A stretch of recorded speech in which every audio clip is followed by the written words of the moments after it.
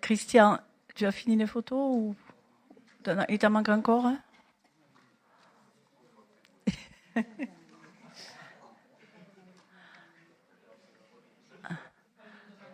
On fait les photos pour le prochain bulletin municipal. Hein?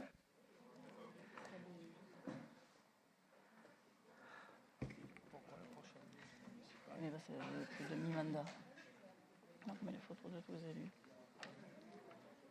Alors, on a vu que ça se faisait partout. Ils mettaient les photos. Tu te rappelles les photos? Tu avais fait là, tu avais mis les photos des élus? On le fait en même temps que le magazine qu'on donne. On ne fait pas un magazine spécifique. Autrement, ça nous faisait faire un magazine mi-mandat plus. Où est-ce qu'il en est au fait de l'appel d'offres du magazine là? Ça y est, on l'a fait passer. Mais alors, je viens de demain, on l'a jamais. Ouais. C'est du direct, mais. Jamais m'a envoyé un truc, c'était pas trop. Je sais pas si tout le monde demande. C'est pour ça qu'on a mis un demi-point parce qu'il a pas fait des photos du mail. Ça y est, Christian? Bon. Je t'en parlerai. Bonjour. Bon, donc je vous souhaite la bienvenue et je déclare ouverte notre réunion du conseil municipal du 13 novembre 2017 et il est 18h10. Voilà, Madame Moreto m'a dit qu'elle n'allait pas tarder dans la circulation. Donc il me faudrait un secrétaire de séance. Olivier, tu es d'accord? Donc, notre secrétaire de séance, c'est M. Escande. Donc, je te remercie. Alors, les pouvoirs. Je donne le pouvoir Virginie Riello. C'est Marie-Christine Picard. Madame Marot donne le pouvoir à Madame Moreto-Céline. Monsieur Claude Courreau à Gérard Gallonnier. Madame Régis Hélène à Gérard Massat. Monsieur Paul Dilangu à Patricia Bru, Madame Céline Boulin à Frances Michel, Madame Flores Catherine à Madame Mikhailov Marianne. Madame Flores m'a envoyé un mail. Bon, elle s'excuse parce qu'elle risque d'être un petit peu absente, un peu longuement, suite à un problème de santé. Hein, voilà. Donc, pour les pouvoirs, c'est bon. On donne à Isabelle. Attends, je ne te donne pas ma feuille, c'est bon. Donc, avant de commencer certains points, l'approbation du compte rendu du conseil municipal, je vais laisser la parole à M. Saulnier, qui a une déclaration à nous faire. M. Saulnier. Merci Madame le maire. Madame le maire, mesdames et messieurs les élus, afin de répondre à certaines interrogations de nos administrés et des membres du conseil municipal, j'ai décidé de rendre public mon positionnement politique. En novembre 2016, j'ai fait état, auprès des membres du parti politique Debout la France, de mon intention de cesser mes activités et de ne pas m'engager dans les campagnes électorales 2017 concernant les législatives puis les présidentielles. Ma décision avait été prise pour des questions de conviction personnelle et de disponibilité, ce qui m'a amené à ne pas reconduire mon appartenance à ce mouvement politique. Depuis cette période, j'appartiens donc aux diverses droites au sein de notre équipe municipale. Cela me permet de préserver ma liberté de pensée et d'action, ce qui est primordial à mon sens dans l'exercice d'un mandat d'élu local. Je tenais donc face à vous à clarifier mon engagement par respect envers nos électeurs ainsi qu'envers nos administrés et toute l'équipe municipale. Merci sincèrement de votre attention. Merci, M. Saulnier. Donc, nous allons passer au conseil municipal. Donc, approbation du compte rendu du conseil municipal du 25 septembre 2017. Donc, est-ce qu'il y a-t-il des questions? Monsieur Durandet. Madame la Présidente, concernant l'affaire numéro 4 sur les transports, la gratuité des transports pour les personnes âgées de plus de 65 ans, initiée par le conseil départemental. J'avais fait 2 remarques qui ont été reprises dans le compte-rendu de ce conseil municipal. Et une des 2 remarques concernait les jeunes de 18 à 30 ans qui sont souvent plus en difficulté financière que les seniors de plus de 65 ans. C'est l'INSEE qui le dit, c'est pas moi. Vous deviez nous apporter une réponse concernant l'existence ou pas de propositions d'aide au transport de ces jeunes de 18 à 30 ans. Est-ce que vous avez pu avoir des informations sur le sujet? J'avais les petits papiers là pour le dire, mais je savais que vous alliez me poser une question. Merci. C'est pas Madame Soleil quand même, je plaisante. Donc, alors, le Conseil départemental assure la gratuité totale des transports publics sans aucune limitation de voyage et sans condition de ressources aux bénéficiaires du revenu de solidarité active qui est domicilié en Haute-Garonne et aux demandeurs d'emploi domiciliés en dehors du périmètre du transport urbain. Ça, c'est pour le conseil départemental. Vous avez posé aussi par rapport à l'impact budgétaire, non ? Vous m'avez posé la question, l'impact budgétaire annuel potentiel en cas d'utilisation qui passerait donc de 15 € à 12 500 €. Alors non, parce que il n'y aura jamais 5 000 personnes qui seront concernées, parce que les conditions sont quand même assez strictes. Donc il faut que ça soit plus de 65 ans, sous conditions de ressources et uniquement sur les transports départementaux. Donc je pense que le dernier mandat, il y avait une personne, non ? Et rentrait pas dans les conditions. Donc, vous voyez, on n'avait pas eu l'année dernière. Donc, je pense que ce qu'on a dit, ça va pas. Ok, je vous remercie pour ces précisions. Aller au-delà. D'accord, merci beaucoup. De rien.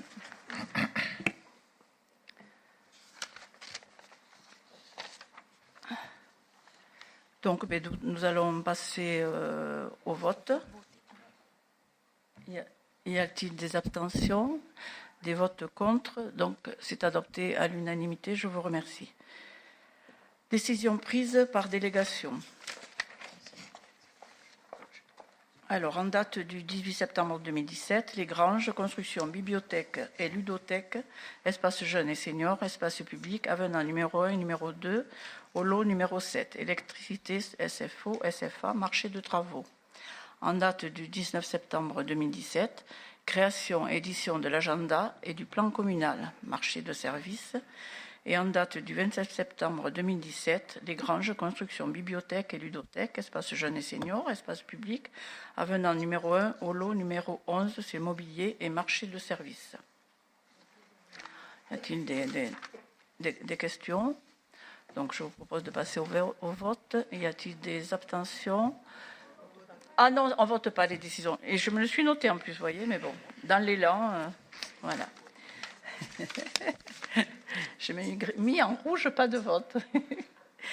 Voilà, c'est M. Durandet qui m'a contrarié là. Donc, finance. Alors, affaire numéro 1, décision modificative numéro 2, et je donne la parole à M.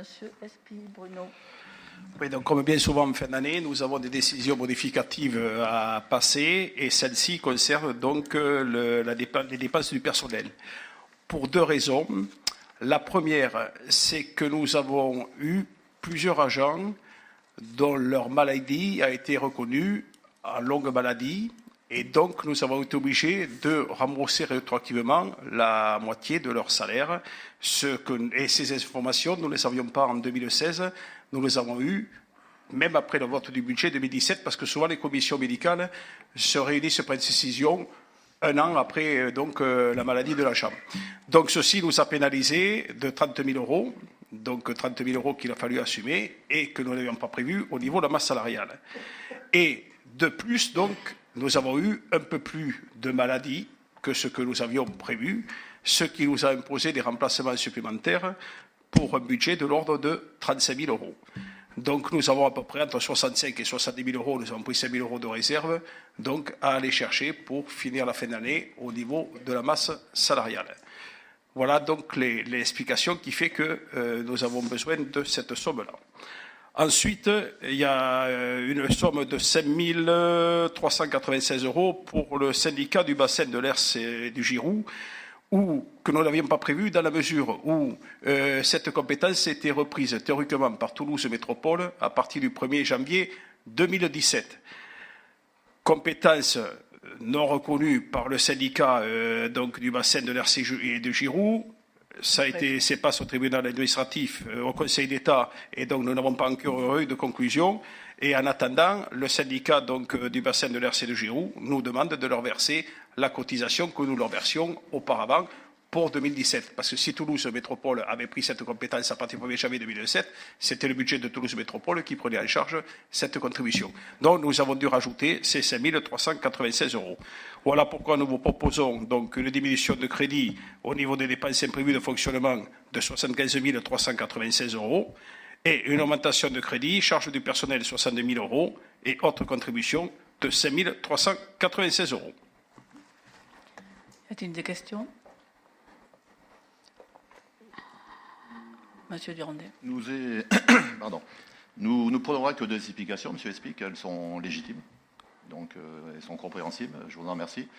Ceci étant, comme notre liste d'opposition n'a pas voté le budget 2017, vous le savez bien sûr, nous ne pourrons pas également voter ces modifications, même si elles sont légitimes et compréhensibles, je le répète. Donc nous ferons abstention sur cette affaire. Très bien. Donc, nous allons passer au vote. Y a-t-il des abstentions? Alors, des abstentions. Alors, Monsieur Chrisman, Monsieur Saulnier, Monsieur Durandet, Madame Mikhailov, Madame Leflat et Madame Flores. C'est bon, Isabelle? Donc, je vous remercie.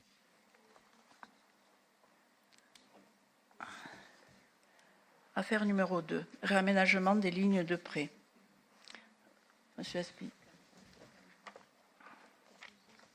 Oui, alors donc là, c'est la SAHLM des Chalets a sollicité de la Caisse des dépôts et consignations qui a accepté le réaménagement selon de nouvelles caractéristiques financières des lignes de prêt réaménagées, référencées et annexées à la présente délibération. Donc le garant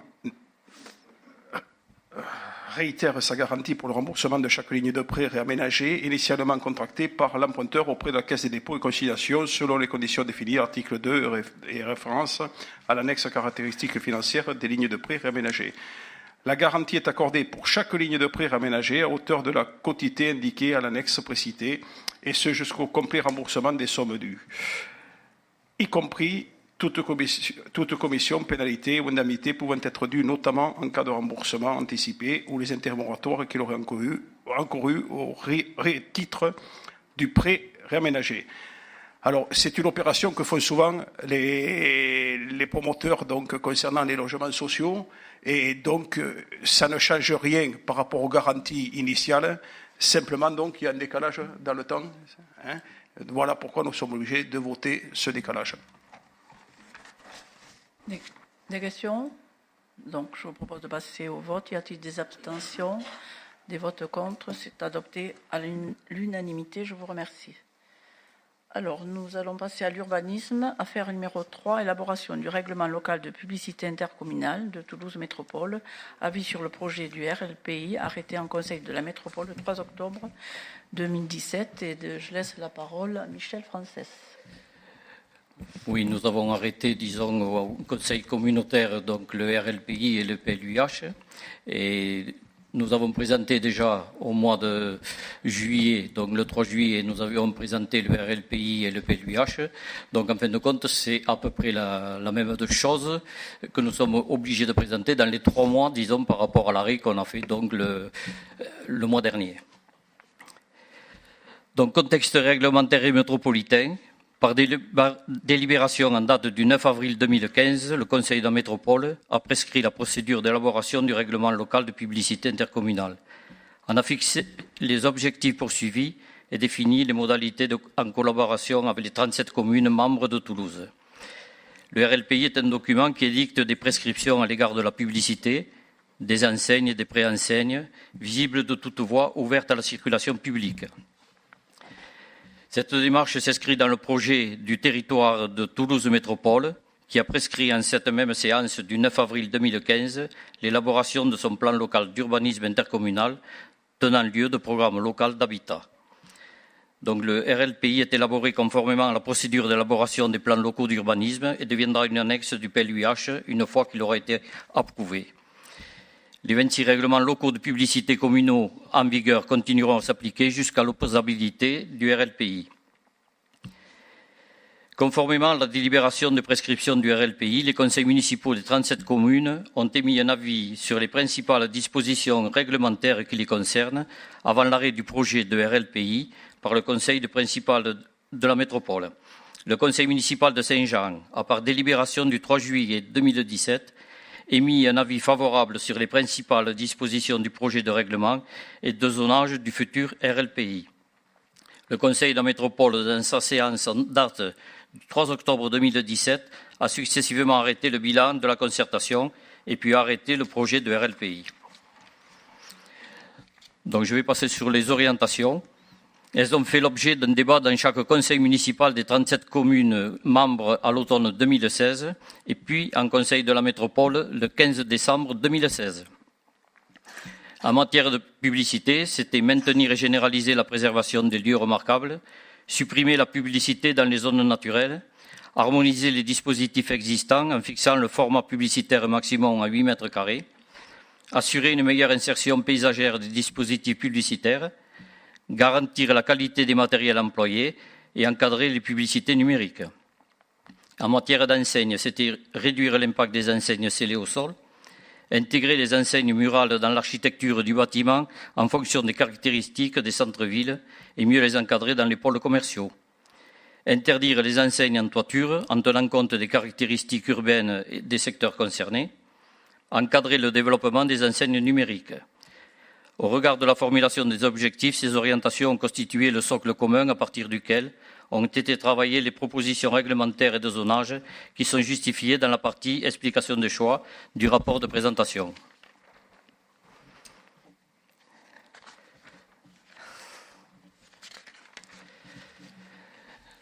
Donc, l'avis du conseil municipal de Saint-Jean sur le projet de RLPI arrêté en conseil de métropole le 3 octobre 2017.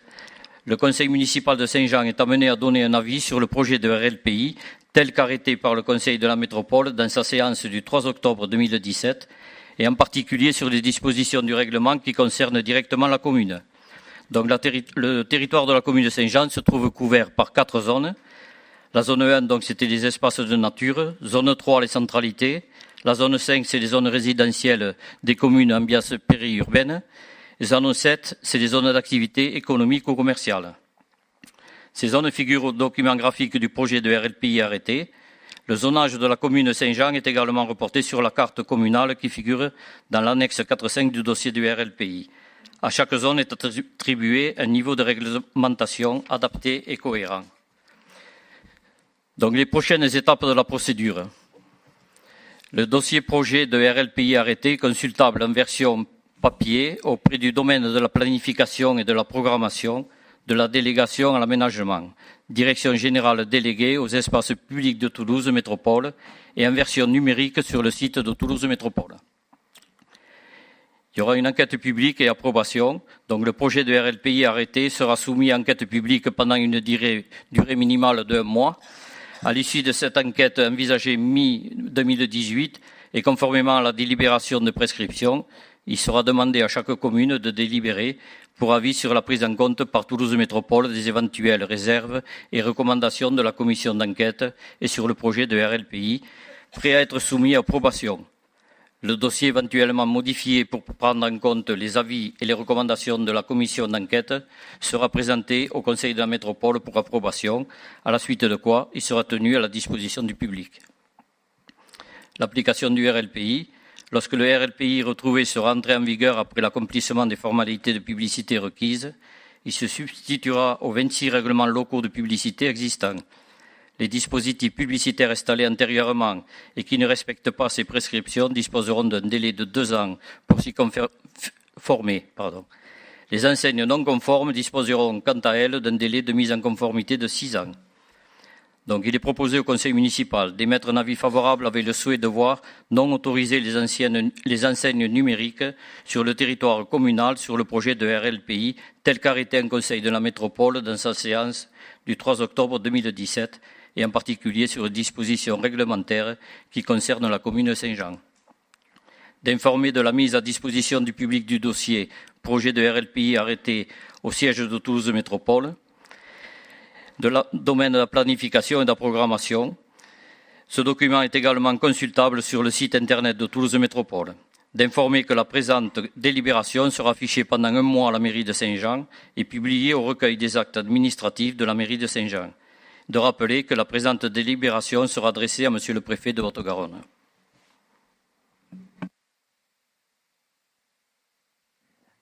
Oui, est-ce qu'on peut avoir des précisions là justement sur le page 9, le paragraphe 4.3, vous dites les dispositifs publicitaires installés antérieurement et qui ne respectent pas ces prescriptions disposeront d'un délai de 2 ans pour s'y conformer, et la phrase qui suit, les enseignes non conformes disposeront quant à elles d'un délai de mise en conformité de 6 ans. Les enseignes, ce sont aussi des dispositifs publicitaires, hein.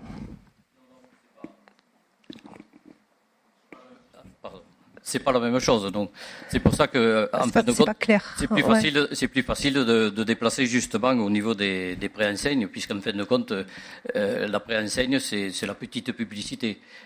C'est celle qu'on a le plus d'ailleurs et qui est visuellement c'est celle qui gêne le plus.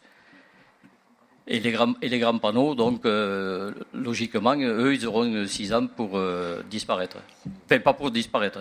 Ah oui, les enseignes, pour vous, c'est les grands panneaux, Voilà, en fait. Oui, parce qu'il y a pré-enseigne, enseigne... Si tu veux juste une précision, Oui. tous les panneaux extérieurs sur domaine privé, les afficheurs ont 2 ans de mise en conformité, alors que les entreprises, au niveau de leur enseigne, concernant leur point de vente, leur activité, auront 6 ans de mise en conformité. D'accord. Voilà. Donc, il différencie les enseignes des commerces et des entreprises et les dispositifs publicitaires gérés par donc des sociétés d'affichage. Ouais, qui sont des panneaux indépendants, en fait. Voilà, si je comprends bien. Ce qui se trouve en bord de route, les 8 mètres carrés. Voilà, là, les afficheurs auront 2 ans pour se mettre en conformité. D'accord. Et une autre question, pourquoi on ne veut pas des enseignes numériques sur Saint-Jean ? Alors, ça c'est un choix un petit peu de toute de la municipalité. D'abord, il y a un coût supplémentaire. Également, on part aussi pour faire des économies d'énergie. Bon, c'est vrai qu'il passe plusieurs publicités. Bon, c'est peut-être plus intéressant, mais ça n'obligera peut-être qu'on ne supprimera pas toutes les enseignes numériques. Donc, pour nous, enfin, on est contre les enseignes numériques. Et je crois qu'il y a un choix aussi au niveau quand même de la métropole de bien regarder ce qui va se faire au niveau du numérique. D'accord. Mais on garderait le panneau numérique qu'il y a devant la mairie à Non, ce moment-là, c'est pas. Enfin, c'est pas ceux-là les panneaux numériques. Hein, c'est pas des panneaux publicitaires, ça. Hein. D'accord. Ça, c'est les enseignes.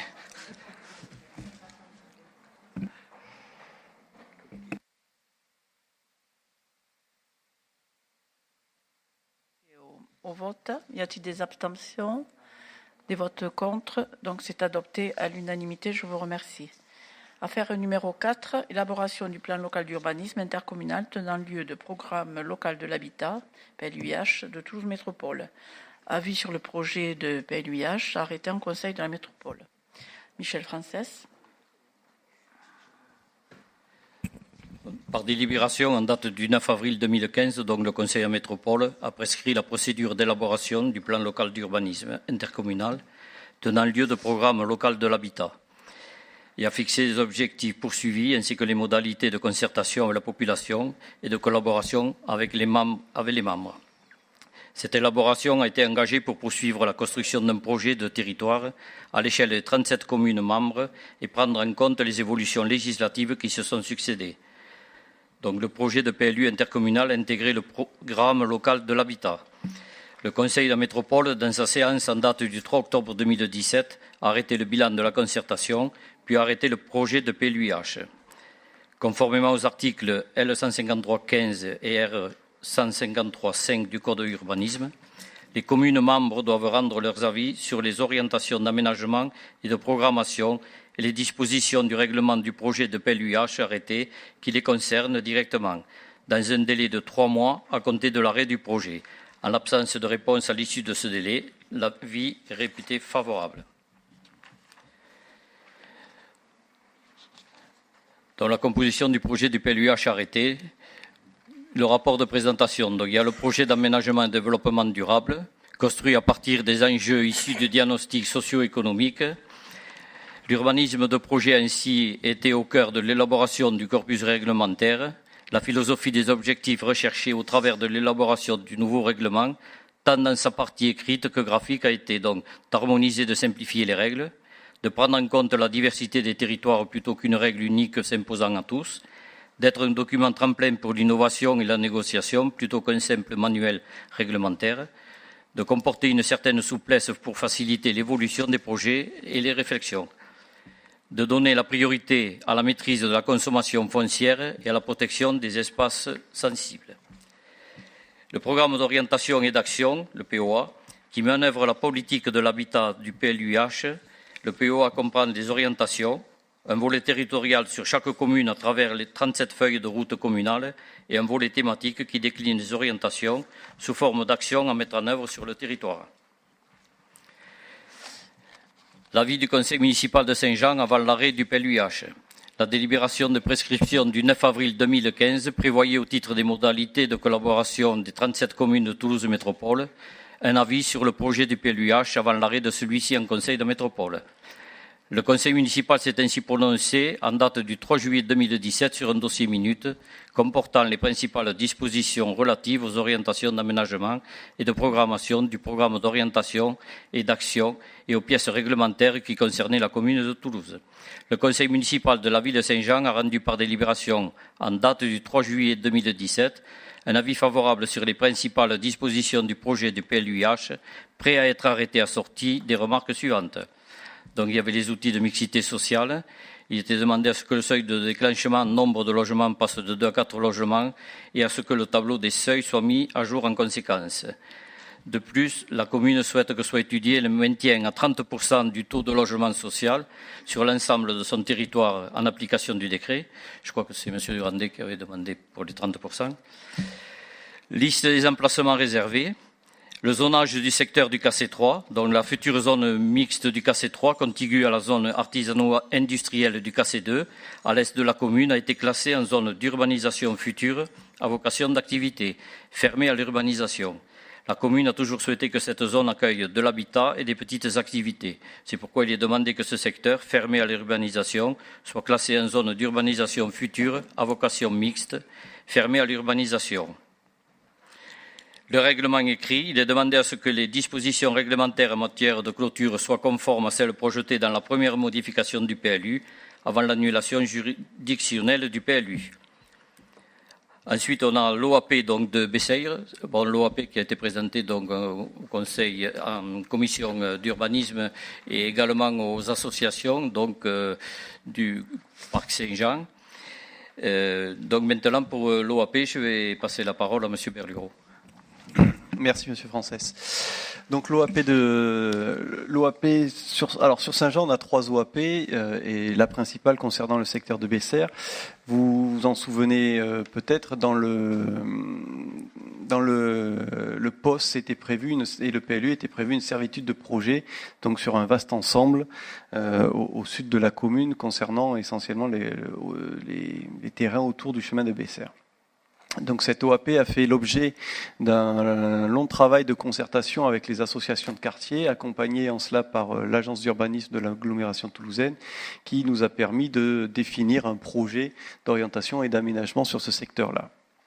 Ce travail a été mené dans un premier temps dans le cadre de la révision du PLU, et puisqu'on était même allé jusqu'à l'enquête publique sur cette révision du PLU, et au moment de clôturer cette enquête publique, vous le savez, le PLU a été annulé, donc on est revenu sous le poste, mais nous avons poursuivi le travail, et avec les remarques faites à l'occasion de cette enquête publique, ça a permis d'enrichir le projet de cette OAP. Donc nous avons bénéficié d'un temps supplémentaire pour approfondir le travail engagé et permettre de définir une OAP qui prend en compte un certain nombre des demandes qui ont été faites au niveau de cette enquête publique et des orientations de la commune. Donc vous l'avez sur la carte projeté le périmètre de cette OAP si vous vous en souvenez pas. Rappelez que l'objectif malgré tout de ce PLU et du PLUIH, c'est de développer la ville sur elle-même. Donc c'est d'essayer aussi de faire en sorte qu'on renouvelle le paysage urbain, mais que l'on préserve au maximum les trames paysagères existantes. L'objectif de ce nouveau quartier, si on peut l'appeler ainsi, c'est aussi de prévoir un maillage intercommunal et interquartier, puisqu'aujourd'hui, c'est de permettre d'aller du nord au sud de la commune par des cheminements doux, sans donner l'occasion de pouvoir se déplacer en voiture. Donc dans les éléments du contexte, la trame paysagère a joué un axe de travail important, puisque une analyse du terrain nous a permis de délimiter aussi toutes ces trames paysagères qu'il fallait préserver et qui seront inscrites dans le projet comme à préserver. Donc vous les avez sur l'image. Donc c'est toutes ces trames vertes qui permettront également d'assurer des continuités piétonnes et cycles et de préserver aussi les points de vue, puisque vous connaissez ce secteur, il y a une forte déclivité avec de nombreux points de vue. L'objectif du projet est de préserver ces points de vue existants. Ensuite, il fallait absolument travailler sur le désenclavement des quartiers et permettre de relier ce quartier au centre-ville par un maillage piéton-cycle, comme je l'ai dit, par des nouveaux cheminements à inventer ou à reprendre quand ils existaient, mais aussi prévoir un maillage viaire à l'échelle locale pour permettre le développement des cœurs d'îlots, évidemment. Donc tout ce travail a été mené et a été travaillé aussi sur des sens de circulation, parfois on voit en sens unique, de sorte à préserver, à minimiser l'impact de la voirie sur ces secteurs-là. Le nouvel objectif était de maîtriser l'urbanisation dans ce secteur, puisque, je vous le rappelle, au niveau du POS et du PLU, on pouvait construire jusqu'à 2000 logements si on appliquait les règles telles qu'elles existaient, les règles de constructibilité telles qu'elles existaient. Donc l'objectif, c'était quand même de limiter au maximum l'impact de nouveaux logements et de limiter au maximum 500 logements supplémentaires à créer sur ce secteur-là, par le biais de formes urbaines, par le biais de surfaces de logements à adapter, par le biais de densités cohérentes à mettre en œuvre, c'est-à-dire une densité qui serait plus importante le long du chemin de Montrabé et au fur et à mesure où nous allons vers les cœurs d'îlots, d'avoir une densité moins importante. Tout un travail a été mené également sur l'adaptation de l'urbanisation à la topographie, de sorte à pouvoir respecter les vues, de sorte à, donc en travaillant sur des gabarits limités, sur des implantations de bâtiments, sur le respect des points de vue et aussi sur la gestion des eaux pluviales qui sont extrêmement importantes dans tout ce secteur-là, vous le comprenez bien. Donc tout ce travail a été mené avec les techniciens de l'agence d'urbanisme pour montrer ce qui était possible de faire dans les cas, que ce soit en urbanisme individuel ou en construction plus collective, pour respecter toutes ces implantations. L'objectif étant de maîtriser les densités et de limiter à 500 logements supplémentaires, tout un travail a été mené donc sur les unités foncières pour pouvoir indiquer le nombre maximum de logements qui pourraient être créés sur chacune des unités foncières qui ont été décelées. Alors les unités foncières ne sont pas forcément des parcelles, évidemment, c'est des regroupements dans lesquels on peut dire, voilà, pour respecter ces 500 logements par unité foncière, il ne faudra pas dépasser tant de logements sur ces surfaces-là. Tout en respectant l'aménagement de l'espace public piéton, la végétalisation, les axes piétons-cycles, la mise en œuvre de bassins de rétention, la création d'îlots paysagers, la mise en place aussi d'équipements publics, que ce soit ou des jardins ou des parcs ou des jeux, des espaces de jeux, ou bien peut-être une salle pour le quartier. L'objectif avec cette densification le long de la RD 70, c'était de pouvoir, en densifiant plus d'un côté, libérer d'autres espaces pour qu'il y ait moins de densification, de prévoir le long du chemin de Bessères un recul végétalisé, là aussi pour prendre en compte la spécificité du chemin de Bessères, pouvoir y aménager des trottoirs et une piste cyclable, et aussi de mettre en place, ça c'était une demande forte des riverains, un espace tampon de 5 mètres entre les nouvelles constructions et celles existantes aux alentours. Donc vous le voyez sur le schéma en bas à droite où il y a toutes ces bandes vertes qui ont été inscrites dans l'OAP. Ça, je l'ai déjà un peu dit. Ensuite, concernant les déplacements, ce qui était important, c'est de favoriser les modes doux. Et à l'intérieur donc des voies qui seront créées, seront aménagées ou des pistes piétons-cycles, ou lorsqu'il sera nécessaire de faire de la voirie, de prévoir soit de l'espace partagé, soit de faire en sorte que les voies à double sens soient le plus limitées possible. Il n'y en aurait qu'une sur cette OAP, et d'avoir tout le reste en voie en sens unique. Avec bien sûr des limitations de vitesse pour faire en sorte que ce ne soit pas des voiries de déplacement rapide, évidemment. Donc le dessin, l'orientation d'aménagement et de programmation qui est définie dans ce PLUIH prend en compte toutes ces remarques, toutes ces attentions, toutes ces volontés, qu'elles soient de la commune ou qu'elles aient été demandées par les associations de riverains entourant cet espace, et sont reprises dans le PLUIH. Il faut noter que les orientations d'aménagement et de programmation sont des obligations à respecter par les éventuels constructeurs. Elles ne sont pas prescriptibles en tant que telles, puisque ce sont des schémas de principe, et que la voirie qui est dessinée sur le graphique n'est pas forcément l'endroit où elle devra passer, mais c'est un principe qui devra être respecté. Par contre, tout ce qui va être espace vert et voies et vues, elles devront être respectées en tant que respect des trames vertes et bleues prévues au PLUIH. Le travail qui a été mené avec les associations a été important. Il a permis de déboucher sur une orientation plus aboutie aujourd'hui que celle qu'elle n'était il y a un an. Et lors de la réunion qu'il y a eu avec les riverains la semaine dernière, a été jugée très satisfaisante, même si au niveau du chemin de Bessères, il y a des difficultés de circulation évidentes qui ne pourront pas être réglées par cette OAP.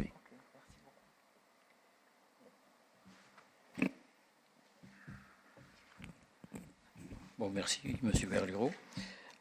Ensuite, il y a le programme d'orientation et d'action. Donc nous, en tant que commune, nous maintenons la remarque numéro 6 formulée lors du conseil municipal du 3 juillet 2017, à savoir la nécessité de renforcer la cohérence urbanisme-transport sur son territoire. Et également, la commune réitère sa demande que soit étudié le maintien à 30% du taux de logement social locatif sur l'ensemble de son territoire, en application du décret 2017-840 du 5 mai 2017. Donc, il est proposé au conseil municipal de Saint-Jean d'émettre un avis favorable sur les orientations d'aménagement et de programmation et les dispositions du règlement du projet de plan local d'urbanisme intercommunal valant programme local de l'habitat, arrêté au conseil de la métropole en date du 3 octobre 2017, qui concerne la commune. De prendre en compte les remarques donc sur le dossier de PLUIH tel qu'elles figurent sur le document annexé à la présente délibération, et que la présente délibération sera affichée durant un mois à la mairie de Saint-Jean et publiée au recueil des actes administratifs de la mairie de Saint-Jean. De rappeler que la présente délibération sera adressée à Monsieur le préfet de la Haute-Garonne. Y a-t-il des questions? Monsieur Durandet. Juste deux remarques, une on va dire anecdotique et une un peu plus de fond. Dans cette révision, vous parlez à un moment donné, Joanie, des clôtures. Il y a plusieurs habitants de Saint-Jean qui m'ont contacté pour savoir si les nouvelles règles portées par ce PLUIH s'imposeraient aux clôtures existantes. Non, ce sera quand le PLUIH donc sera approuvé, on appliquera la hauteur donc au niveau des murs, puisqu'on demande, on autorisera les murs de 1,70 m. D'accord. Mais les clôtures existantes? Les clôtures existantes, non, on ne va pas imposer les murs. Bon, ceux qui ont des haies, ils garderont-les, voilà. Et ce sera par rapport au PLUIH s'il y a une demande d'un mur de 1,70 m. Par contre, il faudra, on a baissé un petit peu parce que 2 mètres, je trouve que ça faisait haut. Et par contre, bon, c'est vrai qu'il y a beaucoup plus de demandes et puis il y a beaucoup de personnes qui font des murs aussi. Et on s'en aperçoit quand on passe. D'accord. Donc ça me semblait évident, voilà. Mais c'est mieux de le dire également. Voilà. Merci. Après, la deuxième remarque, elle est plus sur le fond. Donc, j'ai bien noté, nous avons bien noté le maintien des recommandations qui avaient été exprimées par les différents élus concernant la cohérence urbanisme-transport et le taux de logement social. Il y a eu un échange la semaine dernière lors de la commission urbanisme, notamment sur la cohérence urbanisme-transport. Est-ce que pour l'ensemble des élus, vous pouvez rappeler un peu les tendances, on va dire ça comme ça, les tendances de Toulouse Métropole par rapport à cette cohérence? Je vous rappelle, c'était demander une meilleure desserte de la commune de Saint-Jean. Nous avons demandé ça, notamment avec l'extension de la future ligne Linéo 9, si ma mémoire est bonne, qui devrait s'arrêter à l'Union. Et la deuxième demande portait sur la création d'une ligne spécifique entre Saint-Jean et la gare de Morabé, notamment aux horaires de desserte des trains de cette gare. Madame le maire, je sais qu'elle a assisté, parce que moi, je n'étais pas à cette réunion. J'étais à Toulouse. Je sais qu'elle a assisté à une réunion avec ICO, et notamment par rapport à des réponses, notamment pour la gare de Montrabé. Alors, plusieurs réunions ont eu lieu. La dernière en date, c'était à l'Union. Donc, moi, j'ai été interpellée par M. Latte, mais je pense que vous y étiez, non, M. Durnay? Non, vous n'étiez pas. C'était le monde associatif qui était là.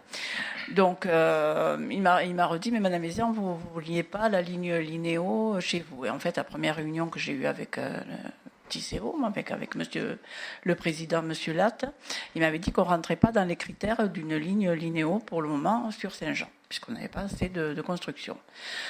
Toujours est-il que je lui ai posé la question, mais où c'est que vous feriez le terminus de la ligne Linéo? Et le terminus, il voulait le faire sur la place que nous avons, Gaston Defer.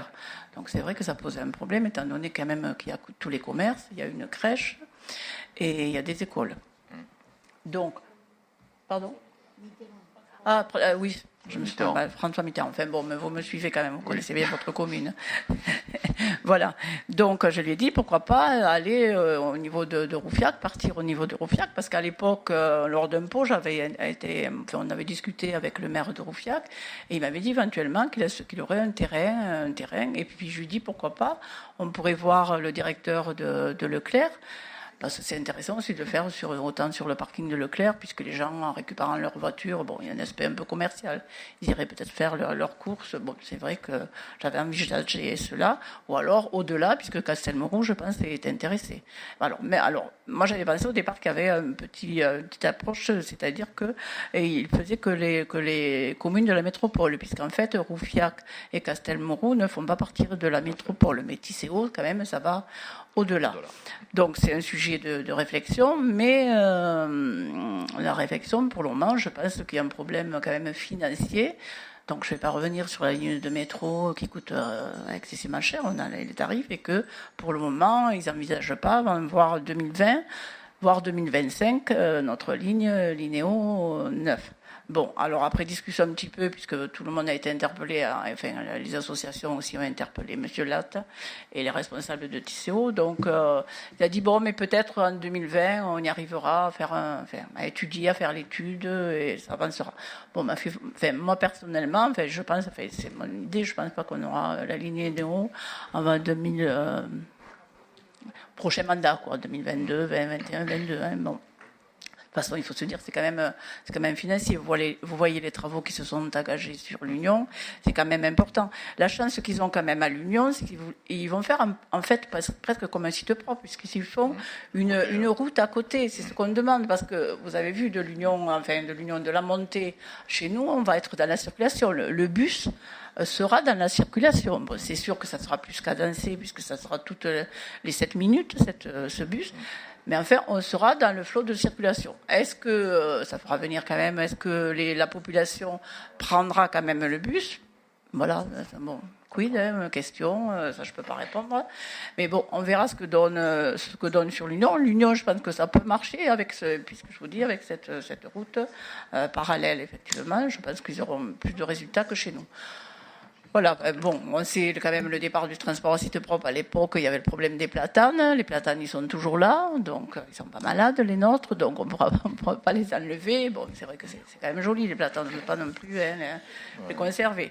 Voilà, alors, à ce qui concerne la gare, alors là, ils n'ont pas accepté notre réflexion, en fait, parce qu'ils nous ont dit que ça coûterait plus cher aux citoyens de prendre le car, d'aller à la gare de Montrabé, et de Montrabé de partir sur la gare. En fait, le ticket de bus, je me souviens plus le tarif, moi non plus, mais en fait, ça faisait plus cher. Donc, ils nous ont dit, ça m'étonnerait que les citoyens mettent un budget aussi important. Voilà la réponse des services. Donc, ils l'ont laissé. Enfin, on va les relancer quand même. On va réétudier. Moi, je vais voir quand même. On va redemander avec les élus concernés. On va redemander un rendez-vous quand même de nouveau au maire de Roufiac. Pourquoi pas aller voir nous-mêmes le directeur de Leclerc et peut-être amener quelque chose, un rapport bien ficelé, peut-être qu'ils le verront. Mais enfin, il y avait eux. Ils nous parlaient par rapport au prix de ce transport qui allait être plus important.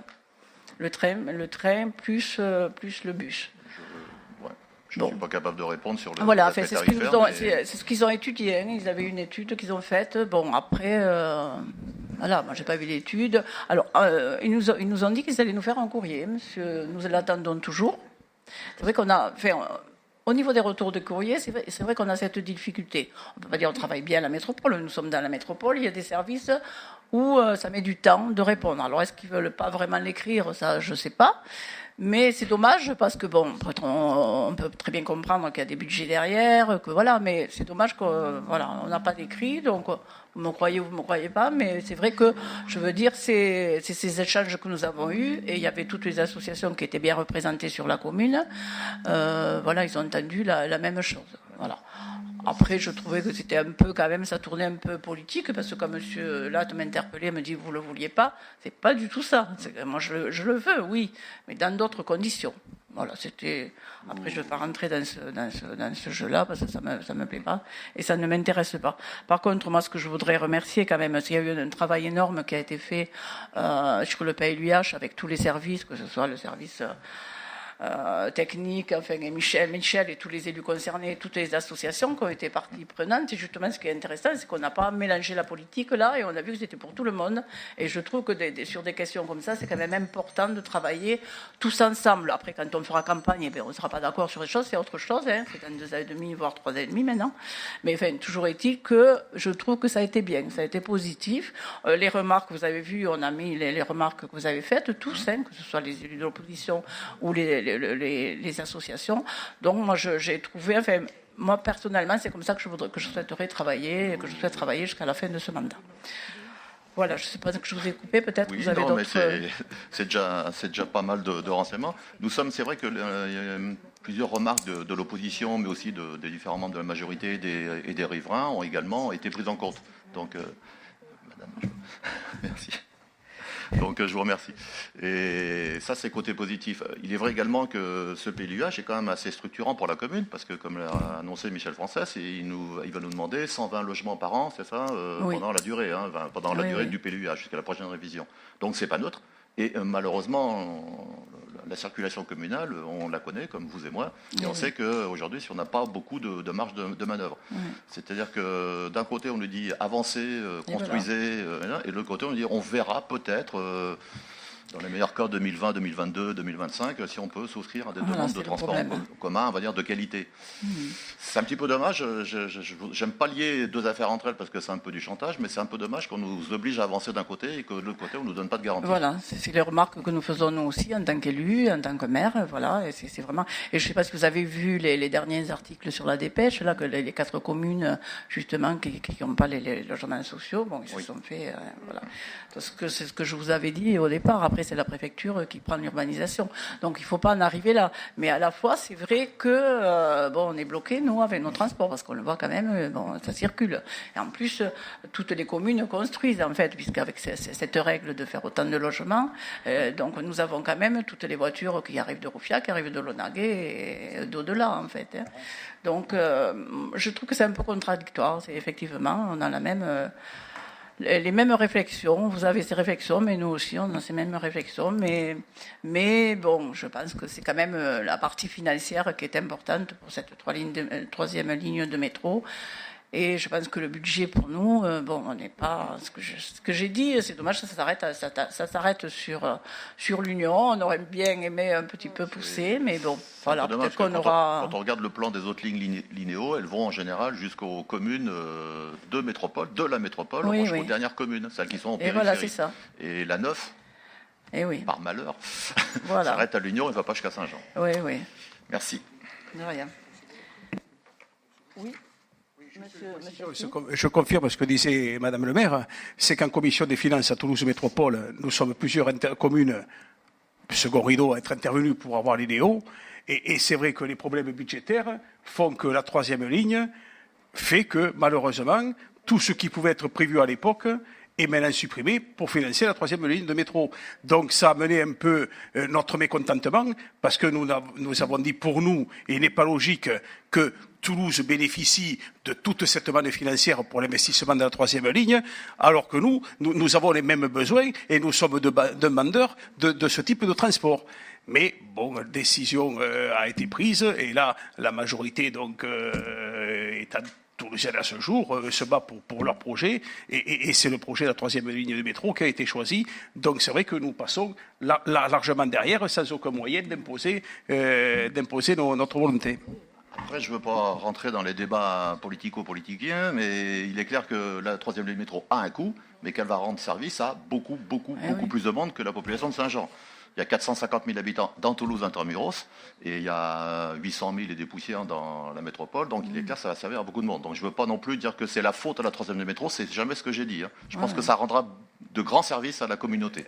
Non, nous sommes d'accord simplement. Le coût de la ligne des linéaux supplémentaire pour arriver à Saint-Jean était minime par rapport aux milliards qu'il va falloir pour le métro. Voilà. Y a-t-il d'autres questions ? Donc nous allons passer au vote. Y a-t-il des abstentions ? Des votes contre ? Donc c'est adopté à l'unanimité. Je vous remercie. Donc je n'ai pas eu de questions. Donc il est 19h, nous allons terminer le conseil. Mais avant, j'ai juste une information à vous donner. Donc le prochain conseil, ça sera le 7 décembre. Voilà, si vous voulez bien le noter. Et après, nous avons une réunion de vidéoprotection le 27 novembre à 18h. 27 novembre à 18h à la salle Palombo, avec l'adjudant Prono qui nous montrera toute notre avancée sur la vidéoprotection. Alors, le 27 novembre à 18h, salle Palombo, et le conseil le 7 décembre 2017. Alors oui, aussi une information, bon là c'est en tant que conseillère départementale, le président Georges Méric viendra nous voir, alors ça tombe un peu mal la date, je lui ai dit, mais bon, ils ont un planning, c'est difficile à bouger les présidents, donc il viendra le 15 décembre. Donc, mais après, je vous en parlerai parce qu'il reste un mois, il faut qu'on regarde un peu son planning. Donc, je pense qu'on va commencer sur Toulouse. Après, nous ferons Saint-Jean et l'Union. Avec Monsieur Mirassou et moi-même, il fait le canton 9. Voilà. Il va visiter le canton 9. Bon, le 15 décembre, vous savez, c'est le repas des aînés. Donc, c'est vrai que la date, pour moi, n'était pas trop judicieuse. Mais bon, après, je comprends qu'il a un planning au-delà du mien. Et voilà. Mais en fait, je vous dirais, parce que je pense qu'il faut voir quand même les élus. Il va organiser une réunion avec les élus et peut-être les associations. Mais enfin bon, je vous en parle juste, je vous donnerai plus de détails quand je l'aurai vu, puisque moi je leur avais dit est-ce que c'était possible d'annuler, parce que cette date nous complique un peu la vie. Mais bon, on n'annule pas, donc on aura l'occasion, je vous donnerai les informations.